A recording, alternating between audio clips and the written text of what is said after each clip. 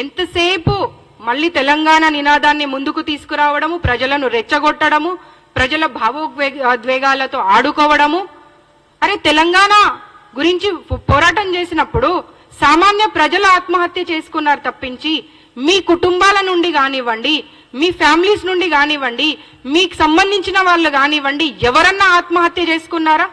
వాళ్ళని రెచ్చగొట్టడము, వాళ్ళు కెరోసిన్ పోసుకునేదాకా తీసుకురావడము, అగ్గిపెట్టను వెనక నుండి అందించడము, వాళ్ళ చావులకు మీరు బాధ్యులు కావడం, వాళ్ళ చావుల మీద డబ్బు సంపాదించుకోవడం. పంచాయతీరాజ్ వ్యవస్థ గురించి మాట్లాడుకోవాలి. పంచాయతీరాజ్ వ్యవస్థ రాజీవ్ గాంధీ గారు గ్రామానికి అంటే ఢిల్లీలో ఉన్నటువంటి ప్రభుత్వం నుండి మళ్ళీ మధ్యలో ఎవరికి కూడా నిధులు అటు ఇటు కాకుండా నేరుగా గ్రామ పంచాయతీకి చేరాలి, ప్రజల జీవితాలు బాగుపడాలని చెప్పి పంచాయతీరాజ్ వ్యవస్థను తీసుకొచ్చి గ్రామ పరిపాలనను తీసుకొస్తే నిర్వీర్యం చేసి పడేశారు. ఎంతమంది సర్పంచులు ఆత్మహత్యలు చేసుకున్నారు? ఎవరు బాధ్యత వహిస్తారు దానికి? రామారావు గారు మీరు బాధ్యత వహిస్తారా? స్ట్రైట్ ఫార్వర్డ్ క్వశ్చన్ చేస్తున్నాం మిమ్మల్ని మేము. పోలీసు వ్యవస్థను తీసుకోండి. ఏ రోజైనా కానీ పోలీసులు ఆత్మహత్యలు చేసుకున్నటువంటి సంఘటన ఈ దేశంలో ఎక్కడైనా మనం చూసామా? కానీ మీ 10 సంవత్సరాల పాలనలో ఎంత మంది పోలీసులు ఆత్మహత్య చేసుకున్నారు? ఎందుకంటే మీరు ఒక సిస్టమ్ పెట్టారు వాళ్లకు.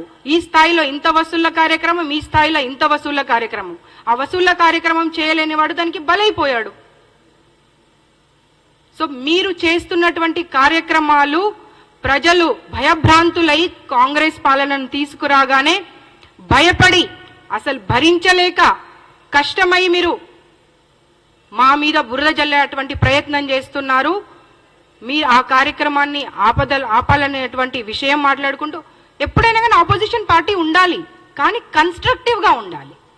నిజంగా ఒక మాట అన్నారు అంటే దానికి వెనక ముందు వాళ్ళు ఏదైనా ఎక్స్ప్లెనేషన్ ఇచ్చేటువంటి పరిస్థితులలో ఉండాలి. అంతేగాని భరించలేక మా ప్రభుత్వం లేదు అని ఒప్పుకోలేక తట్టుకోలేక చేయడం అనేది సరి అయినటువంటిది కాదు. అంతేకాకుండా ఫ్రీ బస్సెస్ ఇచ్చి మహిళలకు మంచి కార్యక్రమాన్ని తీసుకొని వెళ్తుంటే వెనక నుండి వాళ్ళు ఆటో డ్రైవర్లను రెచ్చగొడతా ఉన్నారు.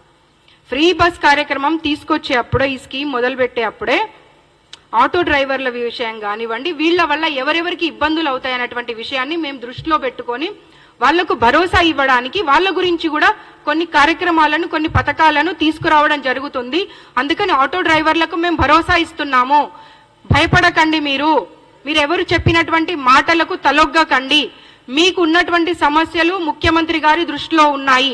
వాటిని ఏ విధంగా పరిష్కరించాలో తప్పకుండా పరిష్కారం జరుగుతుంది అనేటువంటి విషయం చెప్పుకుంటూ